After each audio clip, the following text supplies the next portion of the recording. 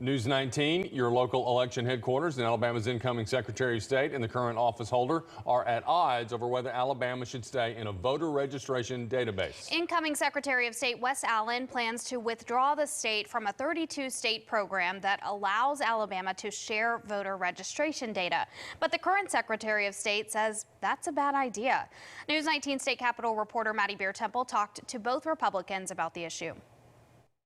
Secretary of State-elect Wes Allen sent a letter to the Electronic Registration Information Center, or ERIC, notifying them that Alabama will be withdrawing once he takes office. Allen says voters told him they want out of the multi-state program. This issue is part of my campaign promise to remove us and withdraw us from the ERIC system. And I'm planning on keeping my word. ERIC is a 32-state voter registration partnership. Those states share data like names, addresses, and birthdays to ensure voters in one state are not also voting in another state. Allen says that data collection raises privacy concerns. We're concerned about sensitive data and full names, dates of birth, partial social security numbers, even for minors that are approaching the age of 18.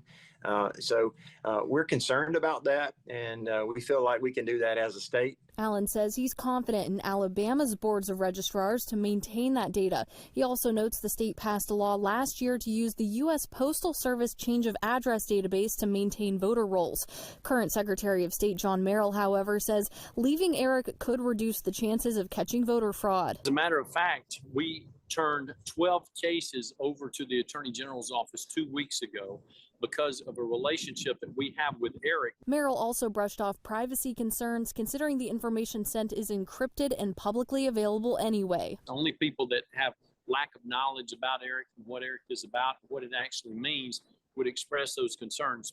Now, Allen says he intends to send another letter to ERIC once he's inaugurated January 16th to officially leave the database. The state spends about $25,000 a year to be a part of it.